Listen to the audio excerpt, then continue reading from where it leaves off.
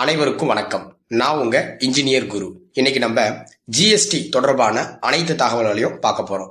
இப்பதான் நீங்க முதல்ல நம்ம சேனலை பாக்குறீங்க அப்படின்னா மறக்காம சப்ஸ்கிரைப் பண்ணிக்கோங்க. டிஸ்கிரிப்ஷன் கீழே டெலிகிராம் லிங்க் வச்சிருக்கேன். அந்த டெலிகிராம் லிங்க்ல மறக்காம ஜாயின் பண்ணிக்கோங்க. இப்ப நீங்க பார்த்துட்டு இருக்கக்கூடியது 10ஆம் வகுப்பு புத்தகம். ஓகேங்களா? 10ஆம் வகுப்பு புத்தகத்துல ஜிஎஸ்டி தொடர்பான கூடிய தகவல்களை முழுசா முடிச்சுட்டு அடுத்து 12ஆம் வகுப்புக்கு போயிடுவோம். சோ பாருங்க, பண்டங்கள் மற்றும் பணிகள் வரி அப்படின்னு கொடுத்திருக்காங்க. பண்டங்கள் மற்றும் பணிகள் வரி. பண்டங்கள் அப்படின்னா கூட்ஸ், பணிகள் அப்படின்னா சர்வீஸ். அதாவது சேர்த்து கூட்ஸ் அண்ட் சர்வீஸ் டாக்ஸ் அப்படின்னு சொல்லுவாங்க. இது நீங்க நோட் பண்ணிக்கணும். இது வந்து ஒரு விரிவாக்கத்துல கேட்பாங்கம்மா.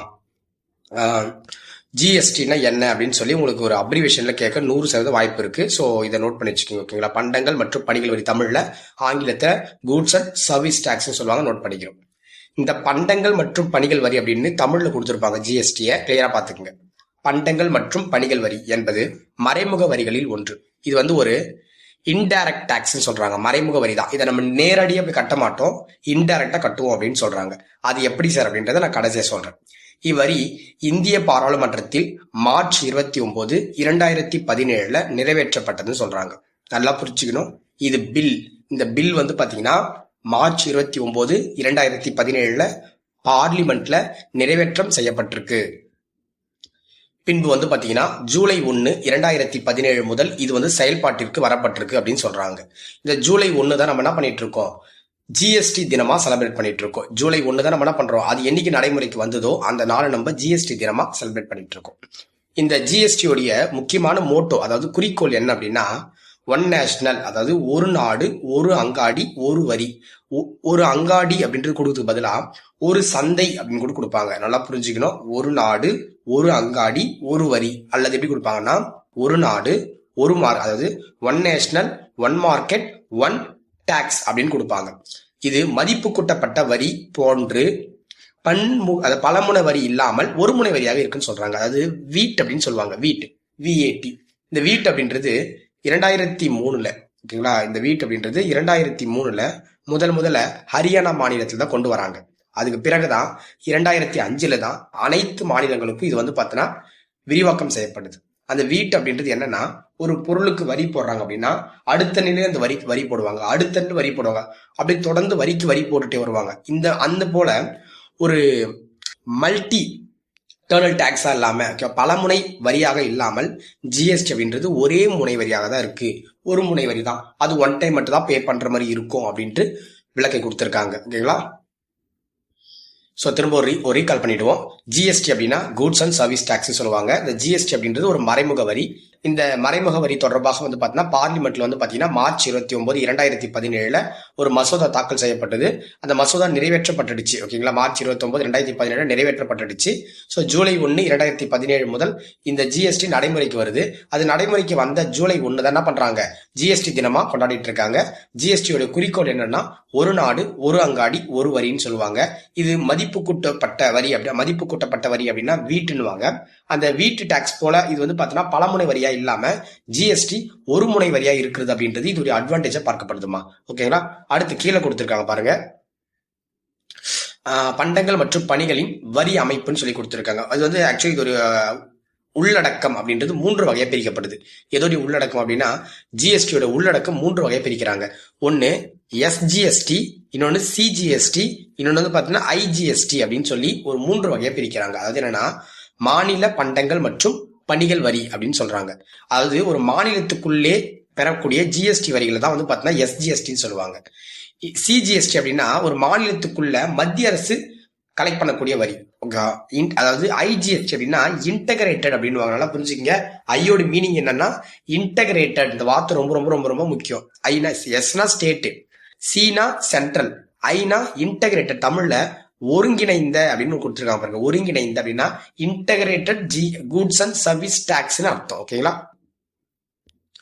சோ அடுத்து பாருங்க, உங்களுக்கு தெரியுமான ஒரு கண்டென்ட் கொடுத்திருக்காங்க. 1954 அதாவது காமராசர் வந்து பாத்தீங்கன்னா முதலமைச்சராக பதவியேற்கப்பட்ட ஆண்டு 1954. அப்பதான் முதல் என்ன பண்றாங்க அப்படின்னா பிரான்ஸ் நாட்டுல முதல்ல ஜிஎஸ்டி கொண்டு வராங்கம்மா, நோட் பண்ணிக்கங்க. அப்ப இப்படி கேட்பாங்க, இந்தியாவுல முதல்ல ஜிஎஸ்டி எந்த மாநிலத்துல கொண்டு வரப்பட்டுச்சு அப்படின்னா, இந்தியாவுல முதல்ல ஜிஎஸ்டி வந்து பாத்தீங்கன்னா அஸ்ஸாம்ல கொண்டு வரப்பட்டுச்சு. அப்ப தமிழ்நாட்டுல எப்ப சார் கொண்டு வந்தாங்க அப்படின்னா, தமிழ்நாடு தான் கடைசி. அப்போ கணக்குப்படி 28வது மாநிலமா தமிழ்நாடு கொண்டு வந்திருப்பாங்க.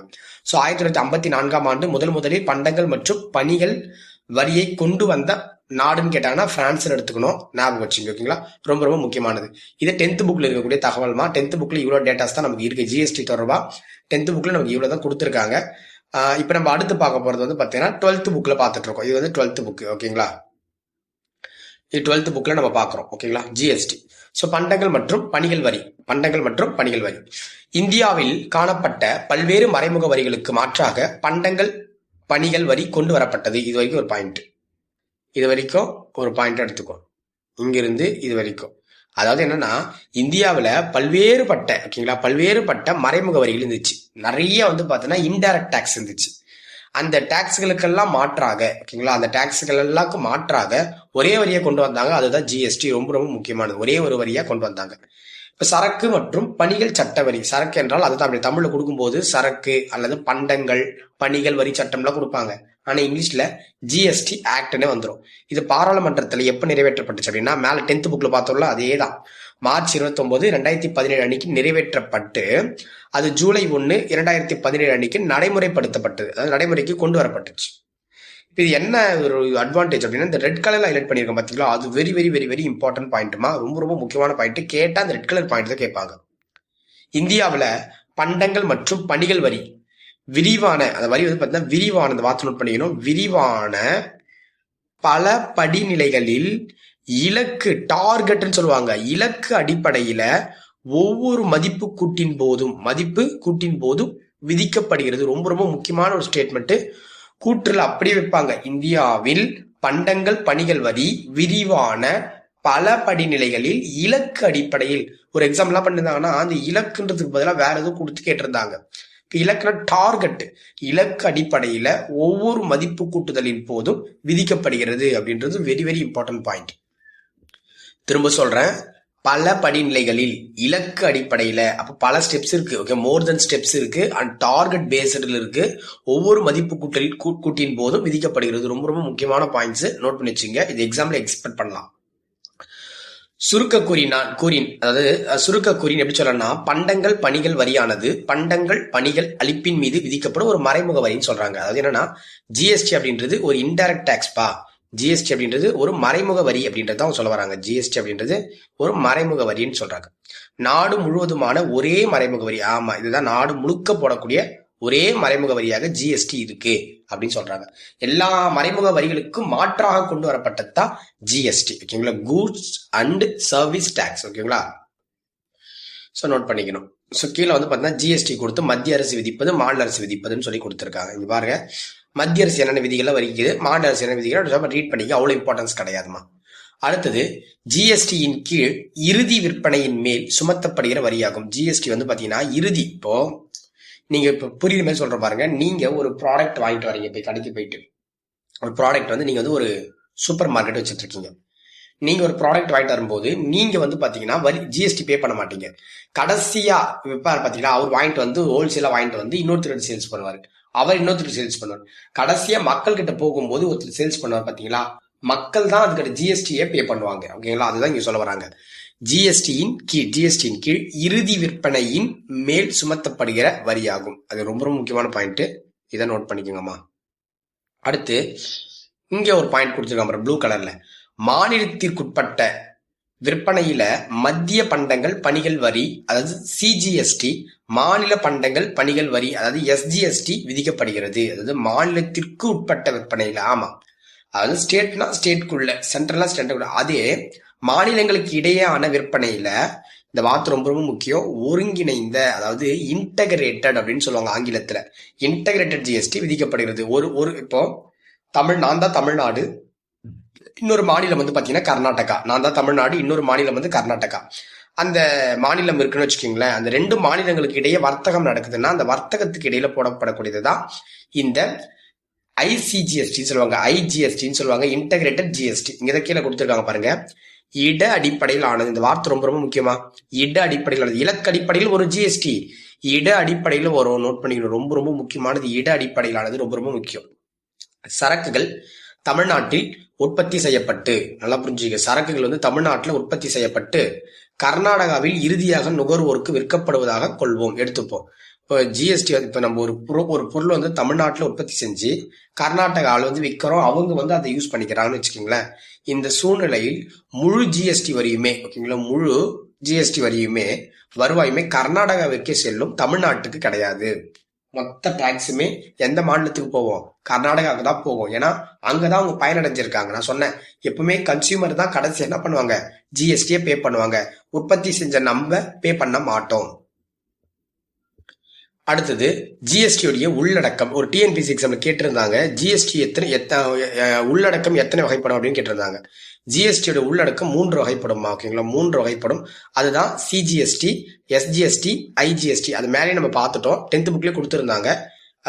10th புக்கு 12th புக்கு அவ்வளோ இம்பார்ட்டன்ஸ் பாயிண்ட்ஸ் ஒன்றும் கிடையாது, சிமிலரா ஆல்மோஸ்ட் சேமா தான் இருக்கு. ஸோ பாருங்க, சிஜிஎஸ்டி அப்படின்னா மாநிலத்திற்கு உள்ளே நடைபெறுகின்ற விற்பனையில மத்திய அரசால் வசூலிக்கப்படுவதாகும் அப்படின்னு சொல்றாங்க. நோட் பண்ணி இந்த பாயிண்ட் மட்டும் ஞாபகம் வச்சுங்க போதும்.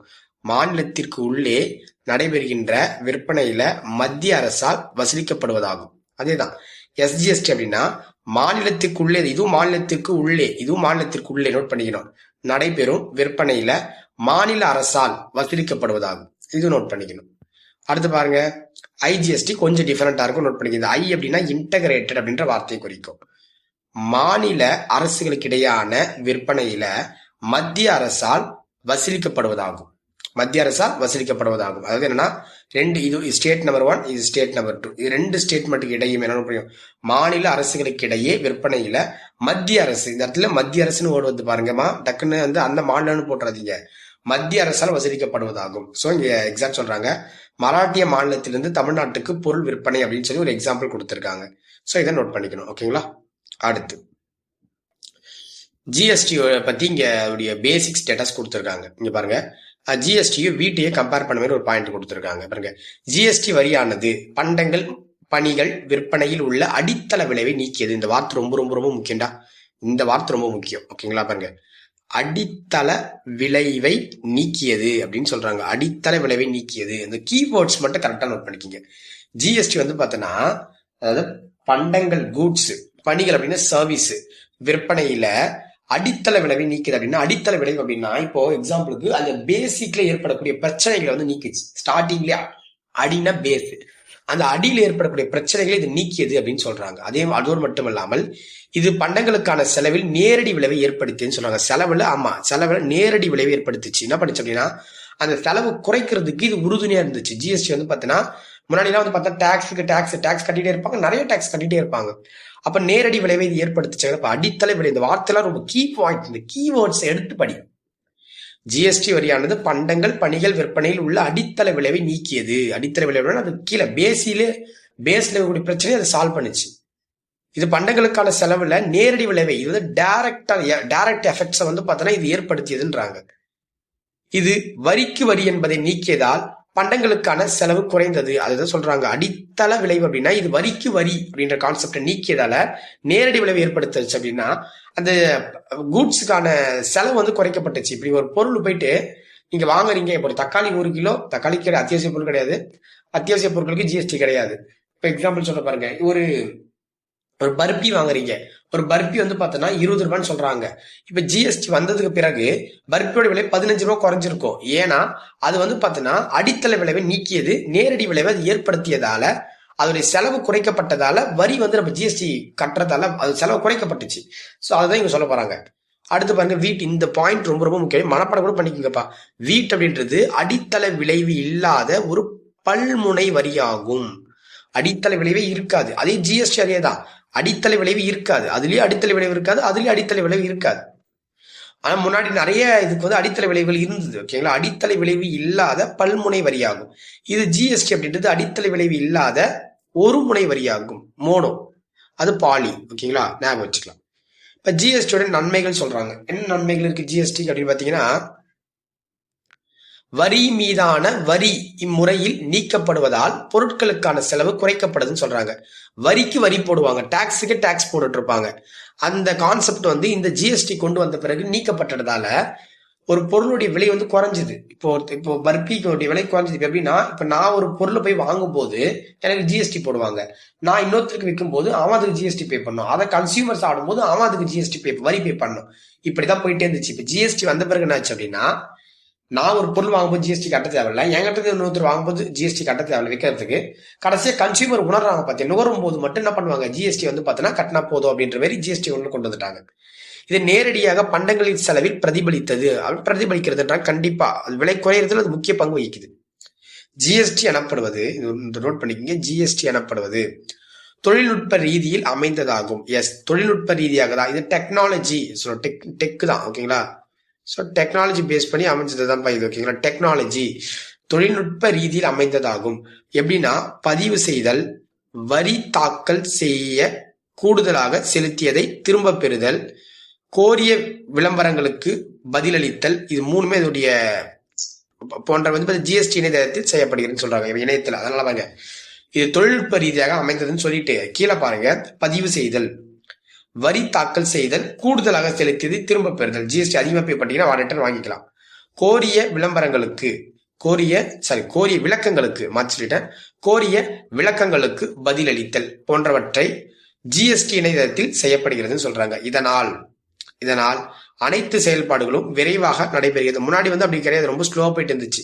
இப்ப எல்லாமே ஆன்லைன்ல, ஜிஎஸ்டி ஆன்லைன்ல பே பண்றாங்க, ஆன்லைன்ல கொண்டு வந்ததால நமக்கு ரொம்ப ஈஸியா இருக்குன்னு சொல்றாங்க. அந்த தொழில்நுட்ப ரீதியான இந்த வார்த்தை ரொம்ப ரொம்ப முக்கியமானது, நோட் பண்ணிக்கோங்க. ஓகேங்களா? ஸோ இப்போ பார்த்த வரைக்கும் ஜிஎஸ்டி நம்ம கவர் பண்ணியிருக்கோம். ஓகேங்களா? ஆல்மோஸ்ட் வந்து பார்த்தீங்கன்னா நம்ம கடைசியாக நம்ம டெஸ்ட் பேட்ச் 2க்கான கிளாஸ்லேருந்து ஜிஎஸ்டி இருக்கு. ஸோ கொஞ்சம் கிளாரிட்டி இருக்கட்டும்ன்றதுக்காக தான் ஒரு வீடியோ போட்டிருக்கேன். ஓகேங்களா? நீங்கள் நல்லா படிச்சுட்டு இருப்பீங்க, பட் இந்த வீடியோ வந்து பார்த்தீங்கன்னா ஒரு கிளாரிட்டி கிடைச்சிருக்கும். ஸோ அடுத்து நம்ம வந்து பார்த்தோன்னா, ஆல்ரெடி ஃபினான்ஸ் கமிஷன் யூடியூப்லேயே கொடுத்துட்டு இருக்கேன். நீங்கள் யூடியூப்ல ஃபினான்ஸ் கமிஷனுக்கும் பார்த்துருங்க. ஸோ ஃபினான்ஸ் கமிஷன் ஆல்ரெடி நம்ம நடத்தி முடிச்சிட்டோம். ஸோ நீங்கள் அதை போய் யூடியூப்ல பார்த்துக்கலாம். இப்போ வந்து பார்த்தீங்கன்னா ஜிஎஸ்டி கவுன்சில் இப்போ பார்க்க போகிறது அவுட் சோர்ஸ்ல. இப்போ ஸ்கூல் புக் நடத்திட்டேன். இப்போ அவுட் சோர்ஸ்லேருந்து உங்களுக்கு ஜிஎஸ்டி கவுன்சில் மட்டும் நடத்தி முடிச்சிடறமா, ஜிஎஸ்டி கவுன்சில். ஓகேங்களா? Chapter 47. So goods and service tax and council அப்படின்னு கொடுத்துருப்பாங்க. இதை மட்டும் நம்ம என்ன பண்ணிடுவோம், லைட்டாக பார்த்து முடிச்சிடும். நான் சொல்ற பாயிண்ட்ஸ் மட்டும் படிச்சிங்க. குரூப் 2 குரூப் 4 படிக்கிறவங்களுக்கு நான் சொல்ற பாயிண்ட்ஸ் மட்டுமே எனஃப் ஆனது. ஓகேங்களா? ஸோ ஃபர்ஸ்ட் வந்து பார்த்தீங்கன்னா, இந்த goods and service tax council சொல்றாங்க. அதாவது வந்து பார்த்தீங்கன்னா ஜிஎஸ்டி கவுன்சில் சொல்லுவாங்க. இது எப்போ உருவாக்கப்பட்டுச்சு, எஸ்டாப்ளிஷ்மெண்ட் என்னன்னு கேட்குறாங்க. இது வந்து பார்த்தீங்கன்னா 101வது அரசியலமைப்பு திருத்த சட்டம், கான்ஸ்டியூஷனல் அமெண்ட்மெண்ட் ஆக்ட்னு சொல்லுவாங்க. 101 அமெண்ட்மெண்ட் ஆக்ட் 2016 கொண்டு வராங்க. இந்த சட்டம் என்ன சொல்லுது அப்படின்னா, இந்த சட்டம் வந்து ஒரு 4 வகையான ஆர்டிகல்ஸை உள்ள சேர்த்துச்சு. 4 வகைன்னா 246A, 269A, 279A அப்படின்னு சொல்லி ஒரு 3 வகையான ஆர்டிகல் உள்ள சேர்த்துச்சு. ஆல்ரெடி அது 240, அதாவது 268 சொல்லக்கூடிய ஆர்டிகல் அது நீக்கிடுச்சு. ஆல்ரெடி இருந்துச்சு 268 ஏன்னு சொல்லுவாங்க, ஏ தான் அதுவும், அதை நீக்கிடுச்சு. இப்ப என்ன சொல்றாங்க அப்படின்னா, 101வது அமெண்ட்மெண்ட் ஆக்ட், அதாவது 101வது அரசியலமைப்பு திருத்த சட்டம் 2016 என்ன சொல்லுச்சு அப்படின்னா, இது 3 ஆர்டிகல் உள்ள சேர்த்துட்டு இந்த ஆர்டிகல் 279A அடிப்படையில நீங்க என்ன பண்ணுங்க, இந்த 101வது சட்ட திருத்தம் நடைமுறைக்கு வந்த பிறகு 60 நாட்களுக்குள்ள, எத்தனை நாட்களுக்குள்ள, 60 நாட்களுக்குள்ள பிரசிடென்ட் வந்து பார்த்தீங்கன்னா, குடியரசுத் தலைவர் வந்து பார்த்தீங்கன்னா ஒரு ஜிஎஸ்டி கவுன்சில அமைக்கணும் அப்படின்னு சொல்லியிருக்கோம். 60 நாட்களுக்குள்ள நோட் பண்ணிங்க, 60 நாட்களுக்குள்ள என்ன பண்ணோம், ஜிஎஸ்டி கவுன்சில அமைக்கணும்னு சொல்லியிருப்பாங்க. இப்ப இங்கிலீஷ்ல இருக்குன்னு பயப்படாதீங்க, நான் தமிழ் தான் விளக்கம் கொடுத்துட்டு இருக்கேன். நான் சொல்றதை காது கொடுத்து கேளுங்க. ஓகேங்களா? ஸோ 101வது அரசியலமைப்பு திருத்த சட்டம் 2016 என்ன சொல்லிச்சுன்னா, ஒரு 3 ஆர்டிகல் உள்ள சேர்த்துச்சு. 246A, 269A, 279A. இதுல 279A என்ன சொல்லுது அப்படின்னா, இந்த சட்ட திருத்தம் நடைமுறைக்கு வந்து 60 நாட்களுக்குள்ள குடியரசுத் தலைவர் வந்து பார்த்தீங்கன்னா ஒரு ஜிஎஸ்டி கவுன்சில் வந்து உருவாக்கணும் அப்படின்னு சொல்லியிருப்பாங்க. அதன் அடிப்படையில் என்ன பண்ணியிருப்பாருன்னா, பிரசிடென்ட் வந்து பார்த்தீங்கன்னா ஒரு ஆர்டர் வந்து இஷ்யூ பண்ணியிருப்பாரு. 2016 ஒரு ஆர்டரை வந்து இஷ்யூ பண்ணியிருப்பாரு. நல்லா புரிஞ்சுக்கங்க, இங்க வெறும் 2016 கொடுத்திருப்பாங்க. அந்த ஆர்டர் எப்போ இஷ்யூ செய்யப்பட்டது அப்படின்னு கீழே கொடுத்திருப்பாங்க நமக்கு. பாருங்க, இங்க கொடுத்திருப்பாங்க பாருங்க, செப்டம்பர் 15, 2016 தான் அந்த ஆர்டர் வந்து என்ன பண்ணிருப்பாங்க, நமக்கு இஷ்யூ பண்ணியிருப்பாங்க அப்படின்னு சொல்லி கொடுத்திருப்பாங்க. இப்ப நம்ம பார்த்துட்டு இருக்க இந்த கண்டென்ட் வந்து பாத்தீங்கன்னா லட்சுமிகாந்த் வந்து எடுக்கப்பட்டதுமா, லட்சுமிகாந்த் புத்தகம் தான் இது. ஸோ நம்ம லட்சுமிகாந்த் புத்தகத்தை பயன்படுத்தி தான் இந்த வகுப்பு நடத்திட்டு இருக்கோம். ஓகேங்களா? ஓகே. ஸோ இந்த ஜிஎஸ்டி கவுன்சில் எங்க சார் இருக்கு அப்படின்னு கேட்டீங்கன்னா, இந்த ஜிஎஸ்டி கவுன்சில் வந்து பாத்தீங்கன்னா நியூ டெல்லியில இருக்குமா, நியூ டெல்லி. ஓகேங்களா, டெல்லி பாத்துறீங்களா, நியூ டெல்லியில இருக்கு. எக்ஸாக்டா எங்க சார் இருக்கு அப்படின்னா, சென்ட்ரல் கவர்மெண்டோடைய செக்ரட்டரியேட் இருக்குல்ல பாத்தீங்கன்னா, செக்ரட்டரியேட் சென்ட்ரல் கவர்மெண்ட்டுக்குன்ட்டு ஒரு செயலகம் இருக்கும், தலைமைச் செயலகம் இருக்கும். அதுக்குள்ளதான் இந்த கவுன்சில் வந்து பாத்தீங்கன்னா லொகேட் ஆயிருக்கு, நியூ டெல்லின்னு சொல்றாங்க. சரி, இந்த இந்த கவுன்சில் வந்து பாத்தீங்கன்னா டெல்லியில இருக்கு. இந்த கவுன்சில் வந்து பாத்தீங்கன்னா எப்பவுமே என்ன பண்ணுவாங்கன்னா மீட்டிங் போட்டுட்டே இருப்பாங்க. இப்ப கிட்டத்தட்ட இப்ப கடைசியா போட்டாங்க செப்டம்பர் 3ஆம் தேதி. இப்போ கரெக்டா இருக்குங்களா, செப்டம்பர் 3ஆம் தேதி ஒரு மீட்டிங் போட்டாங்க. அது 56வது மீட்டிங்மா. ஓகேவா, 56வது ஜிஎஸ்டி கவுன்சில் டெல்லியில நடந்தது. ஓகேங்களா, இப்ப கரண்ட் அஃபேர்ல கேட்பாங்க, நோட் பண்ணிக்கோங்க. சோ என்ன சார் இங்க வேற எதனா பாயிண்ட்ஸ் இருக்கா சார் அப்படின்னு கேட்டீங்கன்னா, எஸ், வேற என்ன பாயிண்ட்ஸ் அப்படி இருக்குன்னா இதோடைய கேண்டிடேட்ஸ் மட்டும் பாத்துக்கலாம். ஓகேங்களா, இந்த ஜிஎஸ்டி கவுன்சிலுடைய மெம்பர்ஸ் மட்டும் நீங்க பார்த்தா போதும். ஓகேங்களா, மெம்பர்ஸ். ஓகேங்களா, யாரெல்லாம் இதுல உறுப்பினர்கள், மொத்தம் 33 உறுப்பினர்கள் இருப்பாங்க ஜிஎஸ்டி கவுன்சில், அதை மட்டும் நோட் பண்ணிக்க. யாரு சார் இதுல வந்து பாத்தீங்கன்னா சேர் பர்சன், தலைவர் யாரு சார் அப்படின்னா யூனியன் பினான்ஸ் மினிஸ்டர், அதாவது மத்திய நிதி அமைச்சர் நிர்மலா சீதாராமன் இருப்பாங்க. முதல்ல அமைக்கப்பட்ட போது அருண் ஜெயா ஜெட்லி அப்படின்ற ஒருத்தர் இருந்திருப்பாரு. ஓகேங்களா, ஜெயா ஜெட்லி அப்படின்னு சொல்லுவாங்க. ஓகே, ஜெயா அட்லி அப்படின்ற ஒருத்தர் இருந்திருப்பாங்க. சோ ஃபர்ஸ்ட், ஓகேங்களா, ஃபர்ஸ்ட் இருந்தது ரொம்ப முக்கியமானது. இப்ப இருக்கிறவரு ரொம்ப முக்கியம். இப்ப வந்து பார்த்தா நிர்மலா சீதாராமன் தான் இருக்காங்க. யூனியன் பினான்ஸ் மினிஸ்டர் தான் வந்து பார்த்தீங்கன்னா இப்ப சேர் பர்சனா இருக்காரு. சரி, ஓகே சார். வேற யார் சார் இப்ப தலைவர்? ஓகே சார், நீங்க சொல்லிட்டீங்க. உறுப்பினர்கள் sir union minister of state in இன்சா, அதாவது அதனால பாத்தீங்க, அதாவது ரெவன்யூ அண்ட் பினான்ஸ் சொல்றாங்க. ஒண்ணும் கிடையாதுமா. அதாவது அந்த ஒவ்வொரு மாநிலம் இருக்குல்ல, ஸ்டேட்ஸ் இருக்கு பாத்தீங்களா, ஸ்டேட்ஸ், ஒவ்வொரு மாநிலத்தில் இருக்கக்கூடிய நிதி அமைச்சர்களோ அல்லது வருவாய் அமைச்சர்களோ இதோட உறுப்பினர்களா இருப்பாங்க அப்படின்னு சொல்றாங்க. ஓகேங்களா, இதை நீங்க நோட் பண்ணிக்கணும். அடுத்து வேற எதுனா வந்து பார்த்தோன்னா, இப்போ இந்த பினான்ஸ் ஆர் டாக்ஸேஷன் பேஸ் பண்ணி நாலேஜ் இருக்கக்கூடிய ஸ்டேட் கவர்மெண்ட் அப்பாயிண்ட் பண்ணக்கூடிய ஒருத்தர் வந்து பாத்தீங்கன்னா இது உள்ள வருவாரு அப்படின்னு சொல்லி ஒரு பாயிண்ட் கொடுத்து, ரொம்ப இம்பார்ட்டன்ட் பாயிண்ட்ஸ் இது ரெண்டு தான். இது ரெண்டு நோட் பண்ணிக்கங்க. ஓகேங்களா, யூனியன் பினான்ஸ் கமிஷனர், மத்திய நிதி அமைச்சர் தான் வந்து பார்த்தீங்கன்னா இதோடைய தலைவராக இருப்பாரு. அதோடு மட்டும் இல்லாமல் அனைத்து மாநிலத்தில் இருக்கக்கூடிய பினான்ஸ் அல்லது ரெவன்யூ, அதாவது நிதி அல்லது வருவாய் சார்ந்த அமைச்சர்கள் வந்து பாத்தீங்கன்னா மினிஸ்டர்ஸ் வந்து இது உள்ள வந்து பாத்தீங்கன்னா உறுப்பினரா இருப்பாங்க. இப்ப தலைவர் வந்து பாத்தீங்கன்னா நிதி அமைச்சர் வந்துருவாரு. இப்ப உறுப்பினர்கள் யார் அப்படின்னா, இப்ப இந்த கவுன்சில்ல தேர்ந்தெடுக்கப்பட்ட மொத்த உறுப்பினர்கள் இப்ப மொத்தம் 33 உறுப்பினர்கள் இருப்பாங்க. இந்த 33 உறுப்பினர்கள் ஒருத்தர் தங்களுக்குள்ளே ஒருத்தர் என்ன பண்ணிப்பாங்க அப்படின்னா வைஸ் சேர் பர்சனா தேர்ந்தெடுத்துப்பாங்க. அவங்களே ஒருத்தர் தேர்ந்தெடுத்துப்பாங்க அப்படின்னு தான் சொல்றாங்க. ஓகேங்களா, அந்த பாயிண்ட்ஸை நீங்க நோட் பண்ணிக்கோங்க. ஓகேங்களா, மற்றபடி அவ்வளவு ரொம்ப இம்பார்ட்டன்ஸ் கிடையாதுமா இதுல. ஸோ இப்போ இந்த இந்த அப்ரிவேஷன்ஸ் கேட்க நமக்கு வாய்ப்பு இருக்கு. ஓகேங்களா, சிபிஐசின்னு கேட்பாங்க, central board of indirect tax and customs. இந்த வார்த்தை மட்டும் நோட் பண்ணிக்க. அப்ரிவேஷன்ஸ் கேட்க நமக்கு நிறைய டைம் வாய்ப்பு இருக்கு. ஸோ இதை நீங்க ஞாபகம் வச்சுக்கணும். ஓகேங்களா, அடுத்தது ஒர்க்கிங், என்ன சார் ஒர்க் அப்படின்றத இங்க கொடுத்துருக்காங்க. லைட்டா பாத்துருவோம். ரொம்ப பாயிண்ட்ஸ்லாம் கிடையாது நமக்கு. லைட்டா பார்த்தாலே போதும்பா. லைட்டா நீங்க ரீட் அப் பண்ணாலே ஓரளவுக்கு உங்களுக்கு இது கண்டென்ட் வந்து பார்த்தீங்கன்னா கவர் ஆயிடும். சரி, இப்போ ஃபர்ஸ்ட் ஆஃப் ஆல் இந்த ஒரு மீட்டிங் ஜிஎஸ்டி கவுன்சிலுடைய மீட்டிங் வந்து ஏற்படுத்தணும் அப்படின்னா கண்டிப்பா என்ன பண்ணுது, இதெல்லாம் வந்து பார்த்தா ரொம்ப அட்வான்ஸ் பாயிண்ட்ஸ். நீங்க அதெல்லாம் ரொம்ப யோசிக்க வேணாம். இந்த ஜிஎஸ்டி கவுன்சில் என்ன பண்ணுவாங்க அப்படின்னா, இதெல்லாம் ஒரு மாற்றத்தை செய்யணும் அப்படின்னா அந்த ஜிஎஸ்டி கவுன்சில் தான் வந்து பார்த்தோன்னா என்ன பண்ணுவாங்க, மீட்டிங்ல தான் டிஸ்கஸ் பண்ணுவாங்க. இதெல்லாம் ரொம்ப அட்வான்ஸா இருக்கிறதால என்ன பண்ணிட்டோம், நம்ம ஸ்கிப் பண்ணிட்டோம். பேசிக்கா நான் சொல்லி முடிச்சிடுறேன். ஓகேங்களா, இப்போ குரூப் 2 குரூப் 4 படிக்கிறவங்களுக்கு இந்த அளவுக்கு டேட்டாஸ் நமக்கு எனஃப். ஓகேங்களா, போதுமானது. இப்போ ஒரு ஜிஎஸ்டி கவுன்சில் நமக்கு அரேஞ்ச் பண்ணணும் அப்படின்னா அந்த மொத்த உறுப்பினர்கள் டோட்டல் கேண்டிடேட்ஸ் இருப்பாங்க பார்த்தீங்கன்னா, டோட்டல் உறுப்பினர்கள்ல பாதி பேர். ஓகேங்களா, இப்போ மொத்தம் 100 பேர் இருந்தால் 50 பேர் வந்தா மட்டும்தான் என்ன பண்ண முடியும், 50% கேண்டிடேட் வந்தா மட்டும்தான் இந்த ஜிஎஸ்டி கவுன்சில் மீட்டிங்கை நம்ம நடத்த முடியும். அப்படி வரல, சரி வந்தவங்க அந்த வந்த 50 பேர்ல கிட்டத்தட்ட 4ல் 3 பங்கு, கிட்டத்தட்ட 75%, 100 அடிச்சீங்கன்னா 75% வரும். ஓகேங்களா, 75%. இந்த 75% கேண்டிடேட்ஸ் மட்டும் வந்தா மட்டும்தான், 75% ஓட்டு போட்டா மட்டும்தான், 75 கேண்டிடேட்ஸ் ஓட்டு போட்டா மட்டும்தான் ஜிஎஸ்டி கவுன்சில் வரக்கூடிய அந்த தீர்மானங்கள் வந்து நிறைவேற்றப்படும் அப்படின்னு சொல்லுவாங்க. இதை நீங்க நோட் பண்ணி வச்சுக்கீங்க. ஓகேங்களா, தீர்மானம் நிறைவேற்றப்படும், இல்லை அந்த தீர்மானம் நிறைவேற்றப்படாது சார் சொல்றாங்க. லாஸ்ட் பாயிண்ட் வந்து பாத்தீங்கன்னா நீங்க கொடுத்துருக்காங்க பாருங்கம்மா. இது ரொம்ப முக்கியமா. பிரசிடென்ட் எப்போ வந்து இஷ்யூ பண்ணார் அப்படின்னா September 15, 2016. So goods and service tax வந்து பாத்தீங்கன்னா எப்போ அந்த ஆக்ட் எப்போ கொண்டு வரப்பட்டுச்சுன்னு கேட்கறாங்க. 2017 ஜூலை 1 அப்படின்றது உங்க எல்லாருக்குமே தெரியும். ஸோ ஆல்ரெடி நம்ம வந்து பாத்தீங்கன்னா நம்ம யூடியூப் சேனல் வந்து பாத்தீங்கன்னா ஃபினான்ஸ் கமிஷனுக்கு 2 வீடியோ போட்டுருவோம், அதை நீங்க பாத்துருங்கம்மா. ஓகேங்களா? இப்போ நம்ம பார்த்துட்டு இருக்கிறது ஜிஎஸ்டி தொடர்பான டேட்டா. ஸோ ஜிஎஸ்டிக்கு பள்ளி பாட புத்தகத்தில் இதுதான் இருக்கு. நான் ஆல்ரெடி நம்ம பேடு பேட்ச் ஸ்டூடெண்ட்ஸ்க்கு வந்து பாத்தீங்கன்னா அவுட் சோர்ஸ் மெட்டீரியல் வந்து கட் பண்ணி கொடுத்துருப்பேன். நீங்க அதை எடுத்து ஒன்ஸ் படிங்க, கண்டிப்பா புரியும்னு நினைக்கிறேன். எடுத்து படிங்க, டெஸ்ட் நல்லா பண்ணுங்க. நாளைக்கு காலையில வந்து பாத்தீங்கன்னா ஒரு 9 மணிக்கு மேல நிறைய பேர் கேட்டீங்க, காலைல 6 மணிக்கு வேலை இருக்கு சார் அப்படின்னு சொன்னீங்க. சார் 9 மணிக்கு மேல நம்ம கொஸ்டின் கொடுத்துரும். நீங்க டெஸ்ட் அட்டன் பண்ணிட்டு ஈவினிங் 6க்குள்ள என்ன பண்றீங்க, OMR சப்மிட் பண்ணிடுங்க. Thank you all.